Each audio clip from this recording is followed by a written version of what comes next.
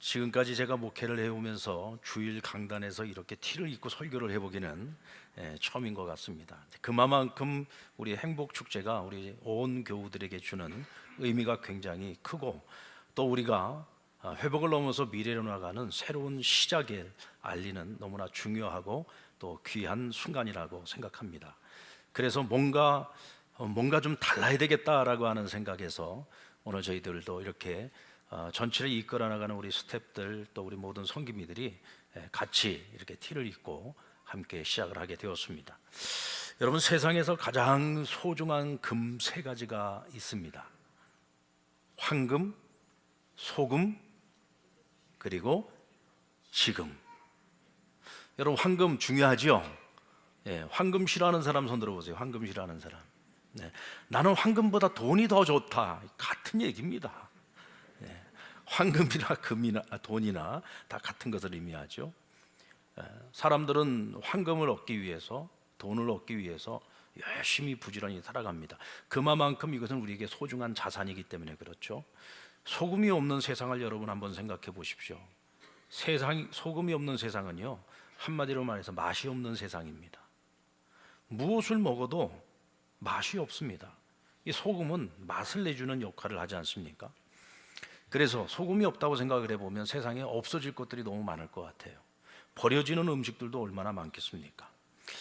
황금과 소금이 아무리 제 역할을 잘 감당을 한다고 할지라도, 만약 저와 여러분에게 오늘이라고 하는, 지금이라고 하는 시간이 주어지지 않는다고 하면, 이 세상에 내가 가지고 있는 거, 누리고 있는 거, 우리가 하고 있는 이 모든 것들이 무슨 의미가 있겠어요? 아무 의미가 없는 겁니다. 하나님께서 우리에게 지금이라는 시간을 주시기 때문에 모든 것이 의미를 갖는 것이지, 우리에게 지금을 주시지 않는다면 아무 의미가 없어요. 그래서 세 가지 금 중에 가장 중요한 금은 무슨 금이다? 지금이다. 그래서 여러분, 지금 행복한 사람이요, 앞으로도 더 행복해질 수가 있습니다. 지금 행복하지 않은 사람은 내가 지금은 행복하지 않지만 내일은 행복해질 수 있을 거야. 아니요, 그렇지 않습니다. 지금이 행복해야 우리는 내일도 행복할 수 있는 겁니다. 저는 그런 의미에서 우리 상랑을 사랑하는 모든 가족들이 지금이 행복한 성도들이 다 되었으면 좋겠습니다. 자, 우리 한번 옆에 분에게 지금 행복하십시오. 지금 행복하십시오. 여러분 꼭 기억하세요. 지금 행복해야 우리는 내일도 행복할 수 있고 그 다음도 행복할 수 있습니다. 시험을 준비하고 있는 학생들에게 언제가 가장 행복할까 하고 물어보면, 시험이 끝났을 때, 또 내가 원하는 곳에 진학을 했을 때라고 대답을 할 겁니다. 또 취업을 준비하고 있는 이들에게 물어본다면 언제가 제일 행복할까요? 취업에 성공했을 때. 또 병이 들어서 몸이 아프고 또 큰 수술을 앞두고 계시는 분들에게 물어본다면 언제가 제일 행복하다고 할까요? 건강이 회복되었을 때라고 얘기할 겁니다. 이 말은 무슨 말이냐면, 오늘 우리가 지금 어떤 문제를 가지고 씨름을 하고 있는 동안에는 나는 행복하지 않습니다 라고 하는 뜻을 갖고 있는 거죠. 내가 지금 씨름하고 있는 이 문제들이 해결이 된다면 저는 행복할 것 같습니다 라고 말하는 겁니다. 그런데 여러분, 지금 내가 부딪히고 있는 이 문제들이 큰 문제예요, 작은 문제예요? 내가 당하는 문제, 내가 해결해야 될 문제는요, 작은 문제라는 것이 없어요. 다 큰 문제입니다. 남들이 볼 때는 그걸 갖고 그래, 그렇지만 내 입장에서 볼 때는 그렇지 않습니다. 남들이 볼 때는 작은 문제인 것 같아도 나에게는 큰 문제입니다. 그래서 우리는 그 문제와 씨름을 하는 것이고, 그와 씨름하는 동안에는 행복하지 않다고 생각을 하는 거예요. 그런데 크든 작든 문제가 해결되고 그 이후에는 아무 문제도 없나요? 지금 당장의 문제가 해결된다고 해서 그 이후로는 모든 것이 다 형통하냐? 그렇지 않습니다.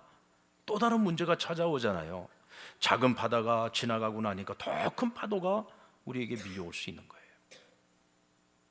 그렇다고 하면 우리는 늘 문제와 더불어서 같이 살아가는 것인데 어찌 우리가 행복한 순간이 있을 수 있겠습니까? 그래서 진정한 행복이란 지금 문제와 씨름하고 있는 이 순간에도 내가 행복하다고 여길 수 있을 때, 내가 행복하다고 생각할 수 있을 때 우리는 내일도 행복해질 수 있는 것이고, 그 다음 날도, 그리고 그 다음 날도 우리가 미래를 향해서 더 행복한 순간들을 살아갈 수 있는 겁니다. 세계적인 재벌가인 록펠러에게 사람이 얼마만큼 돈을 가지면 진짜 행복해질 수 있습니까? 하고 물었어요. 여러분들은 어느 정도 돈을 가지면 행복해질 것 같습니까? 목사님, 저는요 만족합니다. 지금 제가 가지고 있는 것에 만족합니다 라는 분 여기 한 분도 안 계실 거예요. 록펠러가 이렇게 대답했습니다. 지금보다 조금 더 가지면 행복해질 겁니다. 이 얘기는 무슨 얘기냐면, 지금 내가 가진 것에 만족하는 사람은 없다는 얘기예요. 이것이 뭐죠? 욕망 아닙니까? 욕망이죠.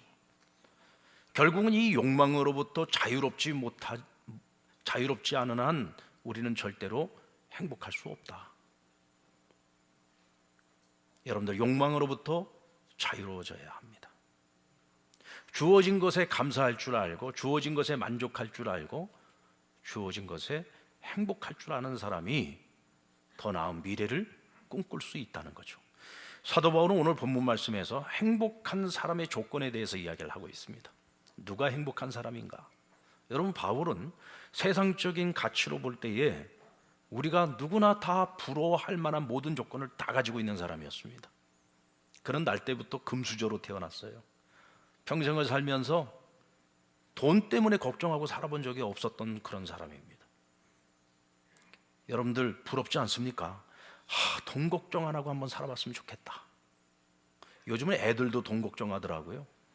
네. 얼마나 어른들이 돈 그러고 사니까 애들도 돈 걱정을 하고 사는 그런 세상이 됐어요. 여러분, 사도 바울 부러운 사람이잖아요. 금수저 물고 태어났습니다. 돈 걱정 없이 살았습니다. 게다가 세계 어느 나라를 가든지 인권과 권리를 존중받을 수 있는 로마 시민권을 가지고 있는 사람이었습니다.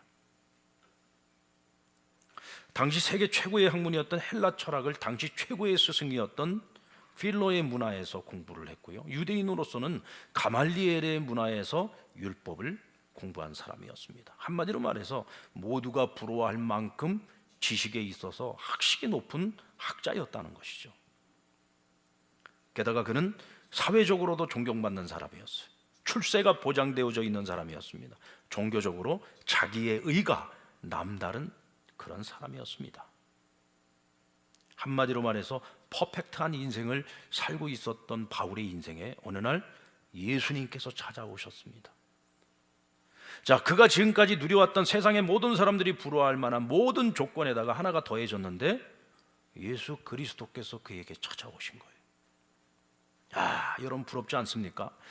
이 사람은 이제 정말 그 어떤 것도 부러울 것이 없다. 모든 걸 다 가졌는데 거기다가 예수까지 가졌어? 복음까지 가졌어? 그럼 더 이상 부러울 것이 없지 않습니까? 근데 바울은 예수님을 만나고 난 그 이후로 지금껏 자기가 누려왔던 모든 것들, 또 세상 사람들이 자기를 부러워했던 그 모든 것들을 다 버렸습니다. 다 내려놨어요. 그리고 오직 예수, 오직 복음을 위한 삶을 살았습니다. 그날 이후로 그에게 있어서 행복의 조건은 오직 예수, 행복의 조건은 오직 복음, 그것이 전부였습니다. 이제 다른 거 다 필요 없다. 오직 예수면 된다. 오직 복음이면 된다. 왜요? 그것이 내 인생의 최고의 가치라는 것을 깨달았기 때문입니다. 모든 걸 가졌어도 예수 없는 인생, 모든 것을 다 가졌어도 복음이 없는 인생은 아무것도 아니라는 것을 그가 깨달았던 거죠. 그래서 그는 어떤 상황 속에서도 고난이 있고 핍박이 있고 환난이 있는 그런 삶을 살아가면서도 그는 지금 늘 행복한 삶을 살았습니다. 내일 내게 어떤 일이 닥친다고 할지라도 나는 예수가 있어서, 내게 복음이 있어서 나는 행복하다. 늘 변함없이 요동치 않는 주님이 주신 행복을 가지고 살았던 사람이 바로 바울입니다. 지난 수요일 날 태국 치앙라이에서 25년 동안 이 고산족들에게 복음을 전하고 계신 선교사님 김장원 선교사님이 저희 교회에 다녀가셨어요. 그날 말씀을 전하는 중에 한 분에 대한 간증을 해주셨는데, 이분이 처음 들어갔던 이 고산족 마을에 우상 숭배가 굉장히 심했다 그래요. 근데 그 마을에 40년이 넘도록 그 마을의 정신적인 지주이자 영적인 리더십을 가지고 영적 지도자였던 무당이 있는데요, 이 남자 무당이랍니다. 그 사진도 저희가 보지 않았습니까? 체격이 굉장히 큰 사람이었어요.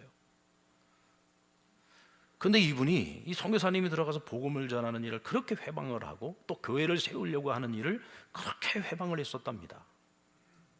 근데 우여곡절 끝에 그곳에 교회가 세워지고 이제 성도들이 한 명 한 명 늘어나기 시작했어요. 근데 어느 날 이 40년 동안 그 마을을 다스리고 있던 무당이 이 목사님에게 찾아와서 무릎을 꿇더랍니다. 그리고는 나도 교회 다니고 싶다고, 나도 예수 믿고 싶다고, 나도 하나님 믿고 싶다고 부탁을 하더랍니다. 그래서 6개월 동안 말씀으로 훈련을 받고 난 후에 이분이 세례를 받게 됐어요. 선교사님이 얼마나 기대를 했겠습니까? 이 마을의 영적인 지주였습니다. 이 사람의 말 한마디면은요, 이 마을 사람들이 전부 다 벌벌 떨 정도로 그렇게 두려움의 대상이었단 말이죠. 귀신을 섬기는 사람이었어요. 영적인 세계를 아는 사람이었습니다. 근데 그 사람이 자기 발로 찾아와서 무릎을 꿇었어요. 두 손 들었습니다. 나도 예수 믿고 싶다고. 그리고는 이 사람이 세례까지 받았어요. 그래서 선교사님은 내심 이런 마음을 가졌습니다. 야, 이제 모든 건 다 끝났다. 이 마을은 이제 완전히 그리스도의 복음으로 거듭나겠구나라는 기대를 가졌는데, 이번이 세례를 받고 집회를 갔는데 쓰러져 버린 거예요. 근데 자기만 쓰러진 것이 아니라 이분 밑에 새끼 무당이 있었는데, 새끼 무당도 같이 세례를 받았는데 둘 다 같이 똑같이 쓰러져 버린 거예요. 그리고는 그날부터 그들의 육체가 완전히 망가지기 시작했습니다. 그렇게 체격이 컸던 사람이 살이 다 빠져나가 버리고 나중에는 화장실도 자기 스스로 갈 수 없을 정도로, 그러니까 옆에서 간호를 하고 있는 아내가 그렇게 욕을 해대더라는 거예요. 무슨 욕을 했겠습니까? 귀신이나 잘 섬길 것이 뭔 하나님을 믿는다고 그래가지고 이 모양이 이 꼴이 됐느냐고. 마을 사람들도 전부 손가락질을 하지 않았겠습니까? 귀신이나 잘 섬길 것이지 뭐 쓸데없이 하나님을 섬긴다고 하다가 저 사람 봐라, 저 모양 저 꼴 되지 않았느냐. 그리고는 그 모습을 보면서 혹시라도 나도 저런 저주를 당하면 어떻게 하나 해서 교회를 나오고 있던 사람들도 다 교회를 멀리하기 시작하고 교회를 떠나가기 시작하더라는 거예요. 선교사님이 얼마나 낙심이 됐겠습니까? 하나님 대체 지금 뭐 하자는 겁니까? 저 무당이 예수 믿겠다고 제 발로 찾아올 때는 언제고, 왜 또 저 사람이 세례받고 난 후에 저런 절망 가운데 빠지게 만드느냐고. 오히려 왜 하나님께 나를 도와주셔야 되는데 왜 복음의 길을 가로막느냐고 하나님은 원망을 한 거예요. 그리고는 그분에게 신방을 갔어요. 그리고 물어봤답니다. 당신 예수 믿은 거 후회하고 있지 않냐? 예수 안 믿었으면 당신 지금 건강하게 살고 있을 텐데 예수 믿는 바람에 지금 이렇게 아파서 누워있고 사람들에게 손가락질 받고 이전에 당신이 누렸던 모든 명예와 권세를 다 잃어버리지 않았냐? 다시 옛생활로 돌아가고 싶지 않냐? 하고 물어봤답니다. 그리고 내심 그가 분명히 오케이, 나 과거로 돌아갈 거야 라고 얘기를 할 줄 알았다는 거예요. 근데 그분 말씀이 아니요 목사님, 천만의 말씀입니다. 제가 지금 비록 몸은 이 모양 이 꼴이 되고 내가 그동안에 누려왔던 모든 것을 다 잃어버리기는 했지만 저는 예수 믿은 거 조금도 후회하지 않습니다. 제가 귀신에게 사로잡혀서 40년 동안을 무당 노릇하면서 살아가는 동안 매일매일 나는 죄와 사망으로부터 그 두려움 때문에 하루도 마음 평안 날이 없이 살아왔다는 거예요. 내가 예수님 만나고 예수님 믿고 구원받고 내가 오늘 이렇게 아프다가 죽는다고 할지라도 난 천국 갈 것 아니냐고. 나는 무슨 일이 있어도 과거로 돌아가지 않을 겁니다. 찰떡같이, 이건 제 해석입니다. 찰떡같이 예수님 붙들고 살 겁니다. 찰떡같이 이 믿음 버리지 않고 오직 주님만 붙들고 살 겁니다. 근데 여러분, 기적이 일어났어요. 정말 이분이 이러다가 죽을 줄 알았는데 그날 이후로 이분이요 정말 기적적으로 건강이 회복되기 시작하는데 완전히 건강을 회복하고 나중에는 선교사님이 전도를 하러 가는 곳곳마다 스스로 자원해서 같이 따라다니면서 이분이 자기 간증을 하는 거예요. 여러분, 그 지역에서요 상당한 영적 영향력을 가지고 있었던 사람이 귀신을 버리고 이제는 하나님을 믿고 완전히 거듭나서 선교사와 같이 다니면서 간증을 하러 다니는 거예요. 사람들에게 얼마나 큰 영향을 미쳤겠습니까? 그 지역이 다 복음화돼 버린 거예요. 할렐루야. 여러분들, 예수님께서 밭에 감추어져 있던 보화를 발견한 농부의 이야기를 해주신 적이 있습니다. 남의 밭에서 열심히 일을 하다가 그 밭에 보화가 감추어져 있는 것을 발견을 했어요. 그럼 이 농부가 이 보화를 자기 소유로 삼을 수 있는 방법은 뭐밖에 없어요? 밭을 내가 사야지 되는 거죠. 그런데 이 밭을 사기 위해서는 어떻게 해야 됩니까? 남의 밭에서 일을 하는 사람이었으니까 이 사람이 가진 것이 뭐 얼마나 있었겠습니까? 그러나 이 보화는 너무나 소중한 것이기 때문에 내가 어떤 것을 딱 끌어다가 이 밭을 산다고 할지라도 이 보화와는 비교할 수 없는 거예요. 그러니까 자기 것을 다 팔았습니다. 아마도 자기 것만 팔았겠습니까? 대출 받아가지고 빚도 더 냈겠죠. 그렇게 해가지고 이 밭을 샀어요. 이 밭을 사는 그 순간에 밭에 감추어져 있던 이 보화는 자신의 소유가 된 겁니다. 바울이 왜 자기가 지금까지 누려왔던 모든 것들을 다 버렸습니까? 최고의 가치, 최고의 보화를 발견했기 때문이죠. 누굽니까? 예수님이십니다. 예수 그리스도의 복음입니다. 복음을 발견하고 예수를 발견하고 난 이후에 그는 모든 걸 다 버렸습니다. 왜요? 그것이 내 인생에 이제는 최고의 가치인 거예요. 내가 행복할 수 있는 조건은 다른 어떤 것이 아니라 오직 예수, 오직 복음이었던 거죠. 여러분, 우리 그리스도인들이 행복한 이유는 뭡니까? 여러분들이 지금 행복해야 하는 이유가 뭐예요? 만약 지금 여러분들에게 지금 당신은 행복하십니까? 라고 물어보면 분명 어떤 분들은 그럴 거예요. 저는 아직 행복하지 않습니다. 아까도 말씀드린 것처럼 이 문제만 해결이 되면 내가 행복할 것 같은데. 근데 여러분, 그런 식으로 우리는 절대로 행복할 수 없다니까요. 내가 지금 행복하려면 우리는 바울과 같은 보화를 알아야 되고 그 보화를 깨달아야 되고 그 보화가 우리에게 얼마나 소중한 것인지를 알아야 됩니다. 우리 행복의 조건이 바뀌어야 되는 거예요. 행복의 조건이 바뀌어야 되는 겁니다. 여러분, 우리가 왜 지금 행복하다고 생각할 수 있습니까? 그것은 우리가 구원을 얻었기 때문입니다.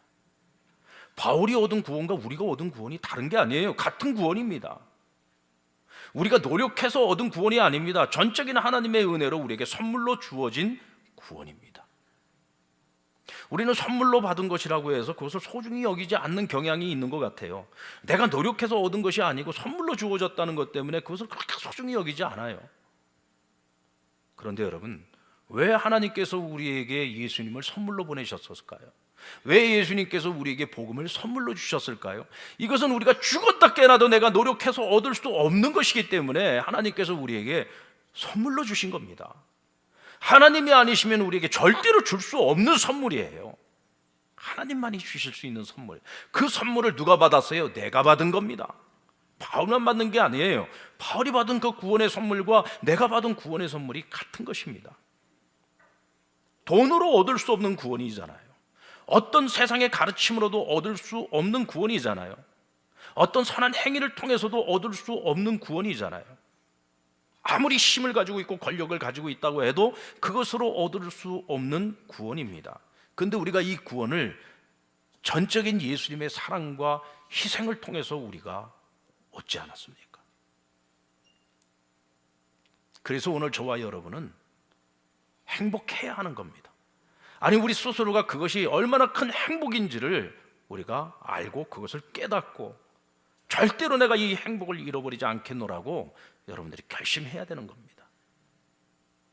어떤 사람이 물에 빠져서 허우적거리고 있는데 거기서 공자가 지나가다가 보고는 당신이 이렇게 물에 빠진 건 당신이 부주의했기 때문이다. 조심하지 않았기 때문이다.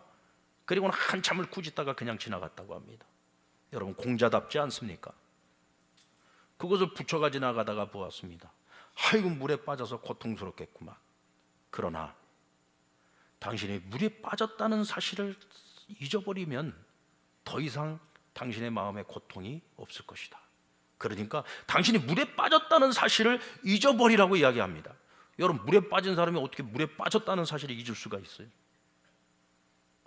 이게 사실 해탈이라고 하는 것은요, 있을 수가 없는 일입니다. 어떻게 여러분 우리가 해탈을 합니까?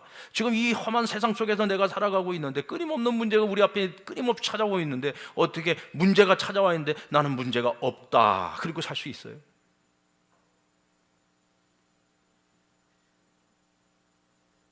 알라가 마호멧이 지나가다가 봤습니다. 이번엔 뭐라고 얘기했을까요? 다 알라의 뜻입니다. 다 알라의 뜻입니다. 운명론이잖아요. 다 알라의 뜻입니다. 그리고 그냥 지나가 버려요. 세상의 어떤 종교도, 세상의 어떤 신도 인간이 물에 빠져가지고 헤매고 있을 때 그곳에 뛰어드는 사람은 하나도 없어요. 다들 꾸짖고 말하고 가르치려고 만듭니다. 근데 그때 한 분이 물속에 첨벙 뛰어들었어요. 그럼 그 호적거리는 물속에서 그를 건져냈습니다. 그분이 누구지? 예수 그리스도십니다. 예수님께서는 우리 보고 하라 하라 말하지 않아요. 우리의 구원을 위해서 하라 하라고 말씀하시는 것이 아니라 직접 뛰어드셨습니다. 여러분, 구원이 뭡니까? 죄와 사망과 심판의 늪에 빠져 있는 사람이 스스로 거기서 헤어나오지 못하고 있을 때 누군가가 도움의 손길을 펼쳐서 그를 그 늪에서 건져내어 그에게 영원한 생명을 주는 것이 구원이죠. 오늘 저와 여러분이 그 구원을 얻었잖아요. 내 힘으로는 죽었다 깨나도 이 죄의 문제를 해결하지 못해요. 사망의 문제를 해결하지 못해요. 심판의 문제를 해결하지 못해요.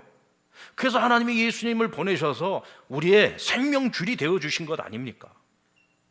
그 생명줄이 되어주시기 위해서 십자가에서 우리의 모든 죄를 다 대속해 주셨잖아요.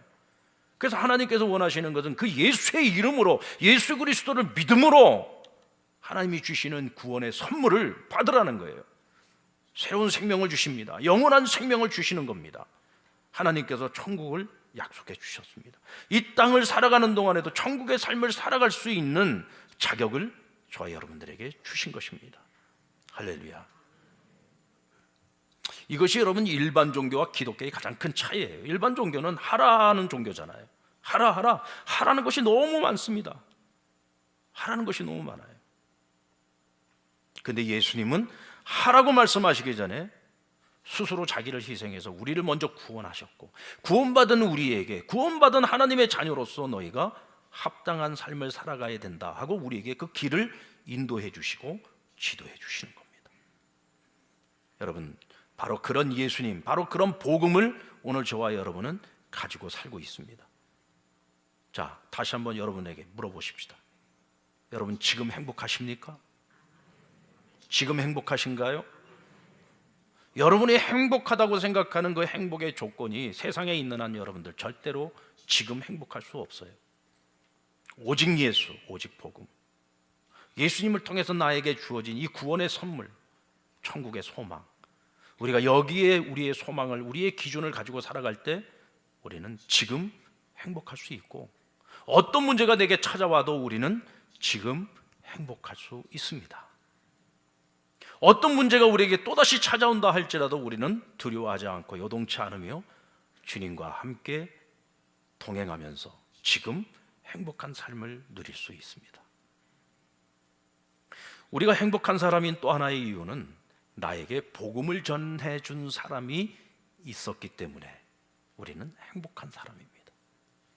14절 말씀을 같이 한번 볼까요? 14절 시작. 그런즉 그들이 믿지 아니하는 이를 어찌 부르리요? 듣지도 못한 이를 어찌 믿으리요? 전파하는 자가 없이 어찌 들으리요? 여러분, 우리가 예수님을 믿고 구원받을 수 있었던 것은 누군가가 나에게 복음을 전해줬기 때문이에요.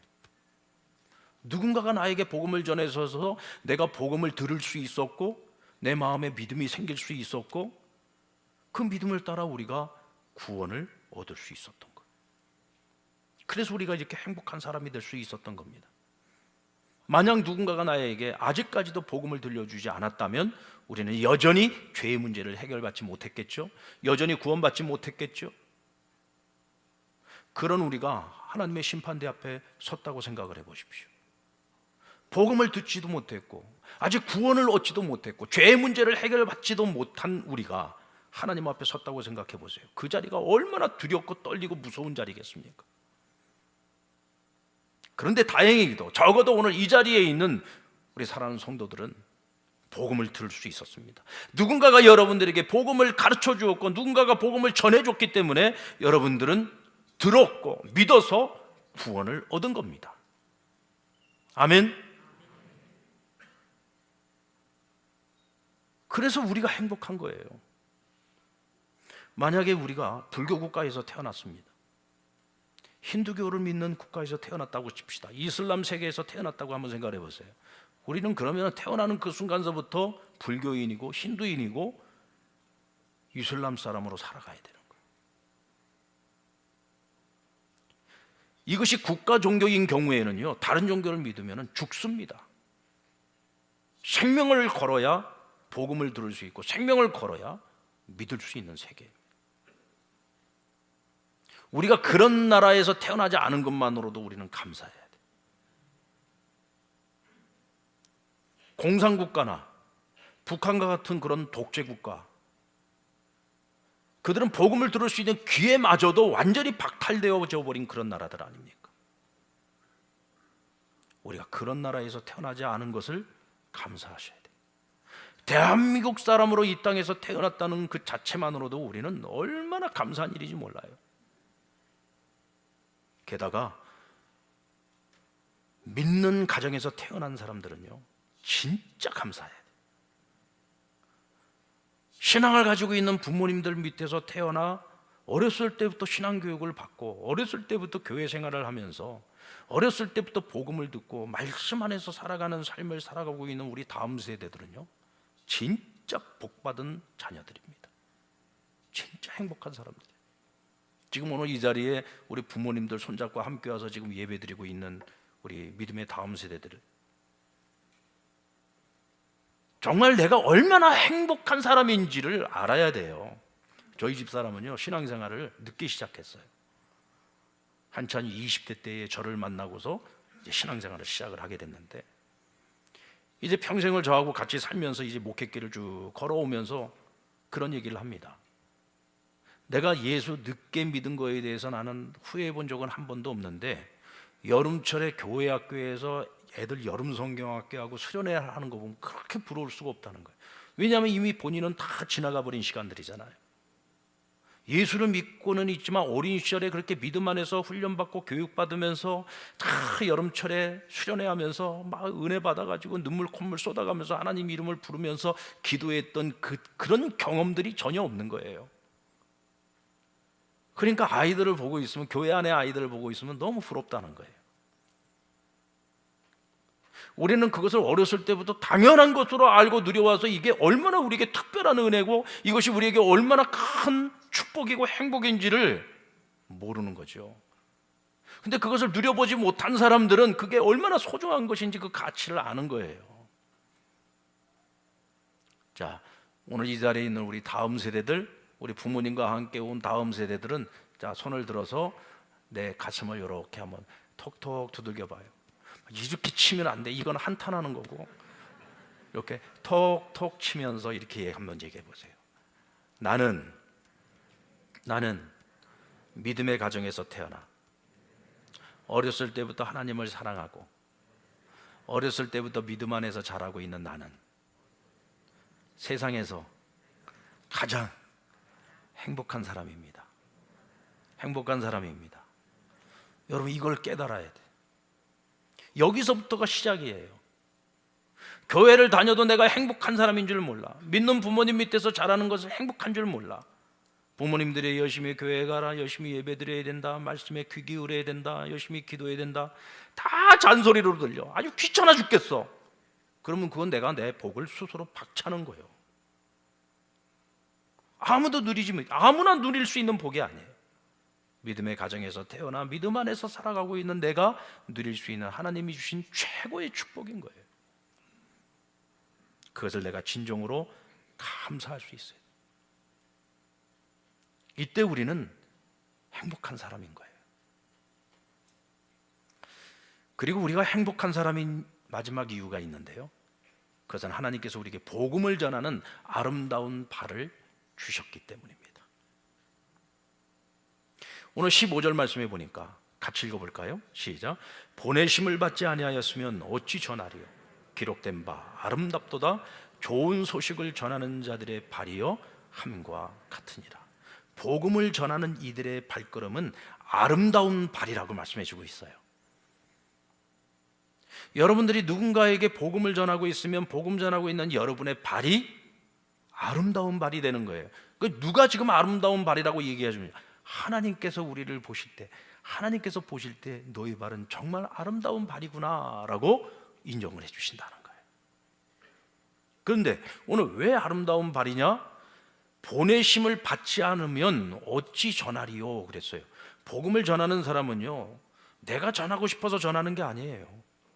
하나님께서 우리를 복음 전하는 사람으로 우리를 특별히 구별해서 우리에게 그것을 사명으로 주신 거예요. 하나님이 우리를 믿지 않는 사람들에게 보내주시는 거예요. 아멘? 이건 무슨 얘기냐면 하나님께서 우리를 택하여 우리를 하나님의 동력자로 삼아주셨다는 거예요. 하나님께서 야 이창규 목사야, 나 너와 함께 나의 일을 했으면 좋겠어, 너 나의 일을 좀 나와 같이 해줬으면 좋겠어 하고 하나님이 나를 불러서 내 손 붙잡고 주님이 나와 함께 하고 있는 거예요. 나를 지금 사용해 주고 계시는 거예요. 하나님께 쓰임받는 사람이 세상에서 최고의 영광 아닙니까? 우리가 하나님의 일을 위하여 우리가 쓰임받는 존재가 된 거예요. 그러니까 우리의 존재가 아름다운 존재가 되는 것이고 우리의 발걸음은 아름다운 발걸음이 되는 거죠. 우리의 이 입술은 복음을 전하는 아름다운 입술이 되는 것입니다. 하나님께서 저와 여러분을 그렇게 택하여 주셨습니다.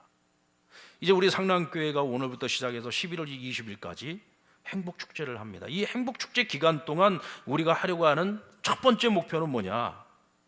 아직까지 대면 예배에 나오지 못하고 있는 성도들이 아직도 많이 있어요. 우리 그 성도들이 다시 신앙 공동체 안에 와서 우리가 함께 대면 예배를 드리고 성전 예배를 같이 드리면서 이 공동체 안에서 누릴 수 있는 하나님이 우리에게 주시는 이 축복을 우리가 같이 누려야 되지 않겠습니까?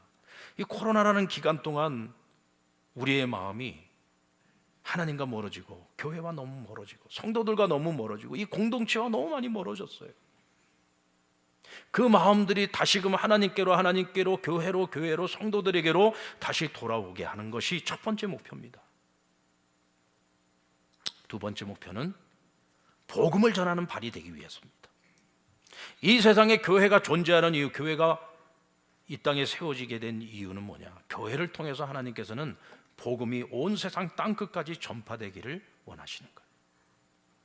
하나님이 이 세상을 사랑하고 있는데 세상은 하나님이 자기들을 얼마나 사랑하고 있는지를 깨닫지 못해요. 그래서 하나님의 사랑을 받고 깨달은 사람들이 그 하나님의 사랑을 전해줘야 되는 거예요. 전해줘야 되는 거예요. 하나님 당신을 사랑하십니다. 하나님 당신을 구원하기를 원하십니다. 당신을 구원하기 위해서 독생자 예수님을 이 땅에 보내셨고 당신의 죄를 대신하여 십자가에 달려 죽음에 이르게 하셨습니다. 그리고 그 예수님을 부활케 하셔서 그 예수를 믿는 모든 사람들에게 죄사함과 구원과 영원한 생명을 그들에게 약속해 주셨습니다. 이 복음을 듣지 않으면, 그래서 믿지 않으면 아무리 복음이 우리 옆에 있어도 구원을 얻지 못하죠.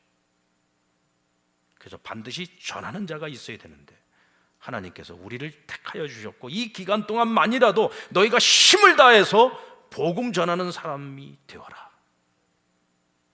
너희의 발이 하나님 보시기에 가장 아름다운 발이 되도록 너희에게 주어진 이 기간 동안 나 자신만을 위한 인생을 살지 말고 사람들을 구원하기 위한 삶을 살라고 우리에게 이 기회를 주신 겁니다. 그래서 교회는 이 행복축제를 준비하면서 전도를 하고 싶은데 내가 어떻게 전도를 해야 될지 모르는 분들이 많이 계세요. 그래서 그분들을 위해서 우리가 행복 전도 학교를 준비해서 시작합니다. 그것도 하루만 내가 하나님께 시간을 드리면 되는 거예요. 하루 와서 배우고 실습하고, 그래서 여러분들이 살아가는 모든 삶의 필드에서 여러분들의 삶의 자리에서 배운 대로 복음을 전하시면 됩니다. 복음을 전할 수 있도록 교회가 이렇게 전도학교를 만들어서 도와드리는 거죠. 40일 연속 기도회를 통해서 전도하는 분들을 위해서 열심히 중보 기도를 해드릴 겁니다. 또 내가 만나서 베스트로 삼고 관계를 맺고 전도하고 있는 그분들이 어쨌든 교회가 어떻게 생긴 곳인지, 교회가 대체 어떤 곳인지 경험을 해봐야 되잖아요. 그래서 그들이 성전의 뜰을 밟을 수 있도록 교회가 바자회를 준비해서 자연스럽게 교회에 한 번씩이라도 와볼 수 있도록 그분들을 초청할 수 있는 기회를 마련해 드리는 겁니다. 복음을 전하는 우리 자신뿐만 아니라 또 우리 베스터들도 함께 참석해서 은혜 받을 수 있는 시간을 우리가 찰떡부흥회나 또 다니엘 기도회를 통해서 교회가 준비해 드리는 겁니다.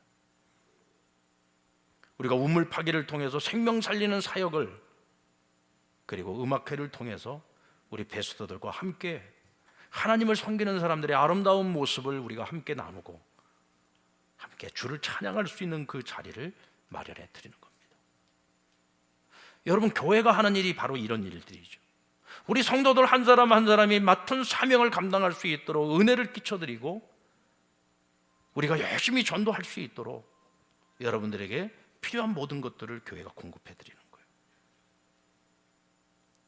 여러분들 1층 로비에 가면은요, 아주 예쁘게 생긴 함이 새로운 것이 하나가 만들어 세워져 있는 것을 여러분들 보게 될 겁니다. 한번 서랍을 열어보세요. 그 안에 여러분들이 전도할 수 있도록 전도용품이 다 들어있습니다. 그것에 전도 건빵도 들어있습니다. 먹을 것도 들어있습니다. 여러분들이 전도를 할 때 내가 말을 잘 못한다, 전도지만 전해드려도 됩니다. 그 전도지의 맨 끝에 면에 보면 제 얼굴을 그려놨습니다. 그것에 그려져 있는 제 얼굴만 봐도 사람들이 은혜 받지 않겠습니까? 전도지를 전달해 주는 것만으로도 우리는 복음을 전할 수 있습니다. 교회가 모든 것을 준비해서 여러분들이 할 수 있도록 다 서포트해 드립니다. 그리고 결국은 아름다운 발이라고 그 영광을 받는 건 누구냐? 여러분들이 받는 거예요. 여러분들이 받는 겁니다. 하늘의 상급을 누가 받습니까? 여러분이 받는 겁니다. 교회는 그것을 열심히 여러분들에게 도와드리고 지원해드리고 기도해드리고 가르쳐드리고 다 합니다. 여러분들은 그냥 순종만 하면 되는 거죠. 그냥 내 삶의 자리에서 전도지 나눠드리면 됩니다. 전도용품 전달만 해줘도 됩니다. 할 수 있다면 여러분들이 잘 준비해서 복음을 전해주면 가장 좋습니다. 그렇게 해서 한 영혼 한 영혼을 구원해서 이번 가을에 우리가 이 세상의 것들만 추수를 하는 것이 아니라 생명을 추수해서 하나님 앞에 드릴 수 있다면 그야말로 그것이 가장 행복한 일 아니겠습니까? 그것이 가장 가치 있는 일 아니겠습니까? 그렇다면 우리는 지금 행복할 것이고 앞으로는 더 행복해질 것입니다. 사랑하는 상남 가족 여러분, 여러분 지금 행복하십니까? 지금 행복하십니까? 왜 행복하세요? 우리 안에 예수님이 계셔서, 우리 안에 복음이 있기 때문에 우리는 행복합니다. 누군가가 나에게 복음을 전해줘서 내가 하나님의 자녀로 살아갈 수 있어서 행복한 겁니다. 이제는 보다 적극적으로 여러분들이 복음을 전하는 아름다운 발이 되어 하나님이 주시는 이 행복을 날마다 더 많이 누리며 살아갈 수 있기를 주의 이름으로 축원합니다.